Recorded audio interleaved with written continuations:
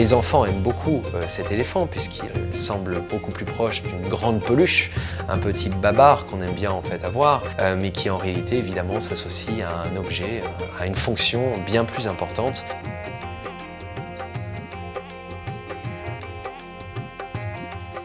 Bienvenue au musée Guimet, dans l'atelier de restauration où nous avons actuellement un très bel éléphant en bronze de la Chine archaïque en cours de restauration et de préparation pour une exposition au Rijksmuseum aux Pays-Bas. Cet éléphant en bronze qui a été produit au temps de la dynastie des Shang, au cœur de la Chine méridionale, est daté de 1003-1200 avant notre ère. Sa fonction est purement rituelle.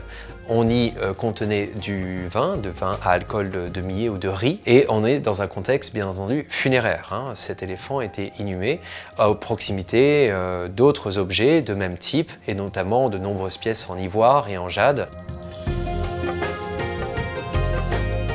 Je suis Olivier Tavozo, je suis restaurateur du patrimoine spécialiste des métaux. Je vais restaurer l'éléphant Kamando, qui est cette pièce unique chinoise qui a plus de 3000 ans, qui a une histoire matérielle très intéressante et très mouvementée, puisque après sa découverte dans une tombe en Chine, il a été amené en France et il a été donc en possession de plusieurs propriétaires qui ont fait faire des restaurations à diverses étapes pour régler des problèmes, notamment structurels.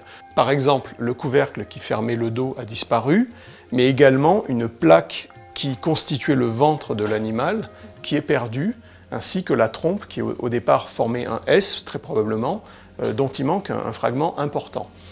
La première, en fait, à avoir cet objet, c'est Sarah Bernard. On l'a découvert assez récemment, d'ailleurs, qu'elle avait cette pièce dans son intérieur, typique du 19e, c'est-à-dire avec des bronzes de tout type, liés à des objets ou du mobilier Louis XV, et qui était utilisé avec un vase central, lui-même tenant des fleurs. Puis ensuite rentre dans la collection d'un autre monsieur très connu de cette époque, Isaac de Kamando, qui en fait l'acquisition, et d'où l'éléphant de Kamando, qui arrive dans les collections du musée du Louvre d'abord, et puis à la répartition des collections en 1945, arrive au sein du musée Guimet. Mon travail en tant que restaurateur va consister à inspecter dans un premier temps toutes ces anciennes restaurations pour juger si elles sont encore suffisamment solides pour permettre le prêt de l'œuvre à un musée étranger. Au cas où je jugerai qu'elles sont trop fragiles, je vais les démonter pour ensuite reconsolider cette pièce avec des matériaux modernes qui seront réversibles et stables.